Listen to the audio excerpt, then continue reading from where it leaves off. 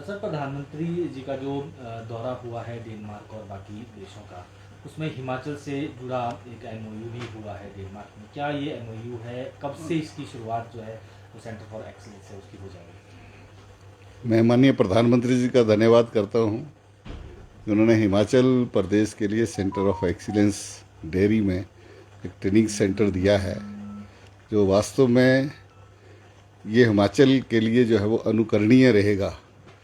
यहाँ से जब ये शुरू होगा तो यहाँ जो ट्रेनिंग लेंगे, जो एक डेनमार्क से जो एक तकनीकी जो है वो लेन देन होगा, तो उसके माध्यम से यहाँ पर डेयरी फार्मिंग में जो है वो एक क्रांतिकारी परिवर्तन जो है वो इसमें आएगा। और इससे नई टेक्निक जो है वो किसानों को जो दी जाएगी और किसानों को ट्रेनिंग दी जाएगी। और ये बसाल में ऊना के अंदर जो है वो स्थापित होगा। करीब 150 बीघा ज़मीन जो है वो चयनित हो गई है।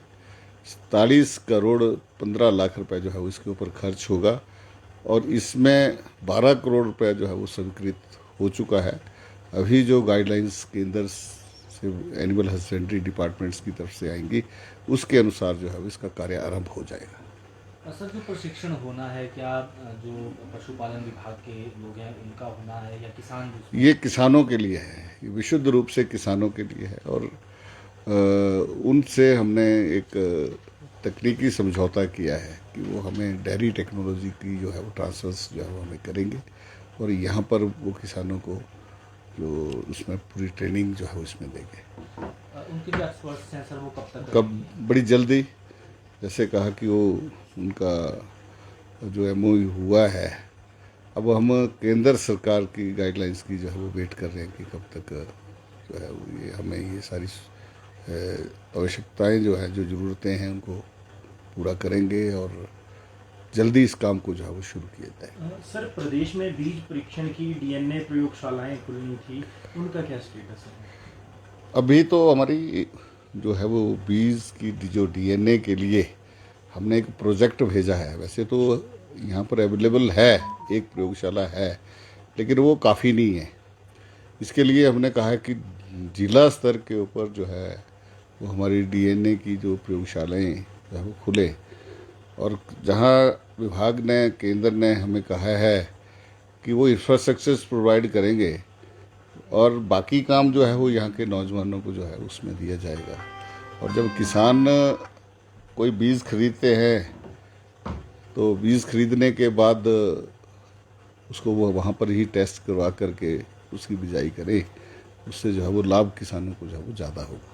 सर, कुछ पंचायत वेटनरी असिस्टेंट भी हैं जिनके 4 वर्ष का कार्यकाल कंप्लीट हो चुका है, वो रेगुलर के लिए पूछते हैं बार बार कि क्या स्टेटस है, कब रेगुलर किया जाएगा, तो उस विषय पर आप क्या कहेंगे? निश्चित रूप से ये एक पीवीए पॉलिसी मुख्यमंत्री आरोग्य पशुधन योजना के अंतर्गत प्रदेश के अंदर पूर्व में प्रोफेसर प्रेम कुमार धूमल जी की सरकार लेकर के आई थी।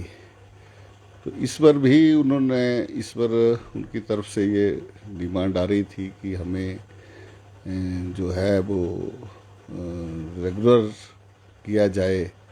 तो इसमें सरकार बनने के बाद जहाँ हम ग्रांट इन एड में हमने इनका कॉन्ट्रैक्ट किया था और उसके 3 वर्ष पूरा होने के बाद फर्दर जो है उसके ऊपर कार्रवाई होनी थी, तो थोड़ा औपचारिकताएं पूरी करने में जो है उसमें लगता है कि जल्दी ही इस विषय के हम समाधान तक जो है पहुँचेंगे। और सर, पिछले कई गौसदनों को वित्तीय सहायता देने का फैसला भी सरकार ने किया था। इसके अलावा वित्तीय सहायता के अलावा सरकार क्या इनिशिएटिव ले रही है ताकि इन गौसदनों की स्थिति थोड़ी सी इम्प्रूव हो सके? देखिए, ये पहली बार हुआ है और मेरे ख्याल अगर हम पूरे देश के अंदर देखें तो हिमाचल प्रदेश के अंदर एक बहुत बड़ा कार्य जो है वो गौ सदनों में हुआ है कि हमने गौ सेवा योग बनाया।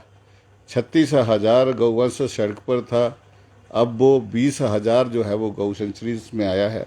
गौशालाओं जैसे हमने गौ ग्रास के रूप में ये धन देना शुरू किया, उससे काफ़ी एनजीओस जो है वो इसमें आगे आई हैं।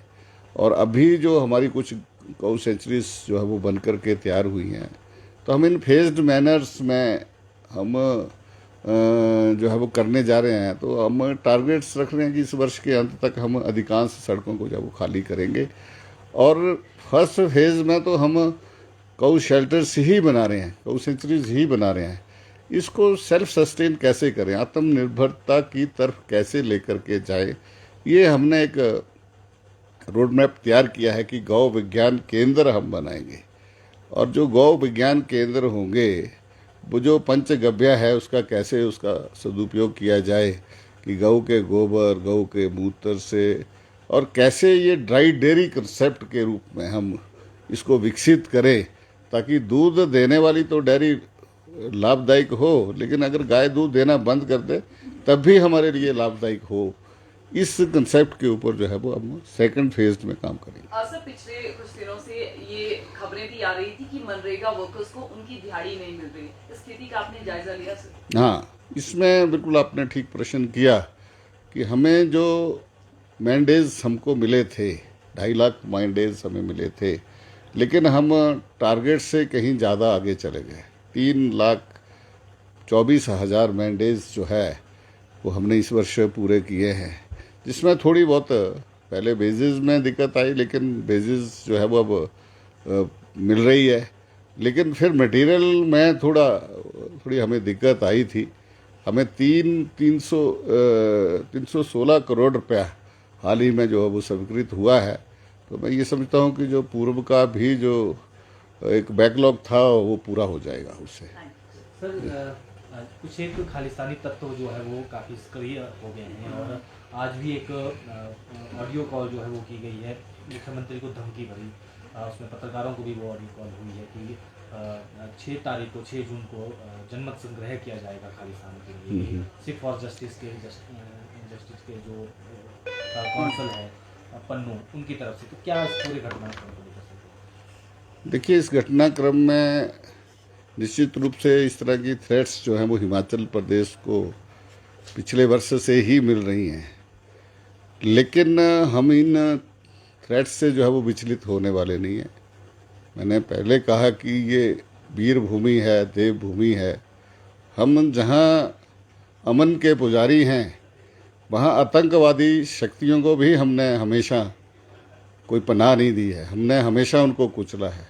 हमारे वीर सैनिक, हमारी सेनाओं में, हमारी पैरा फोर्सेस में हम इन आतंकवादी घटनाओं से जो है वो लड़ते रहे हैं, और इसमें हमें वीर चक्र और परमवीर चक्र भी जो है वो मिले हैं। लेकिन ये घटनाएं हमें विचलित करने वाली नहीं है। आतंकवाद को हम पार्टी लेवल पर ना लेते हुए हम इसको सब मिलजुल करके इस आतंकवाद का जो है वो जवाब देंगे। और जो ये घटनाएं हुई हैं, सरकार सख्ती से इसके ऊपर जो है वो कार्रवाई कर रही है।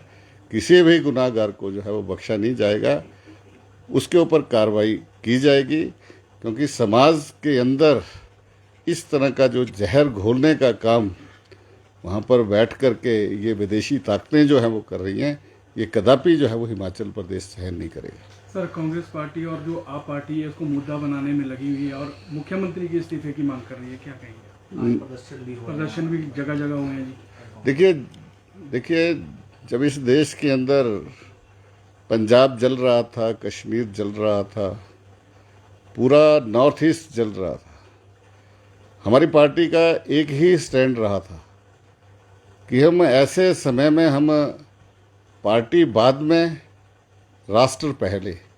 हमने हमेशा इस नीति के ऊपर जो है वो हमारी पार्टी ने काम किया है, और मैं इनको भी यही सलाह दूंगा कि ये चुनावी मुद्दा नहीं, ये राष्ट्र हित का विषय है।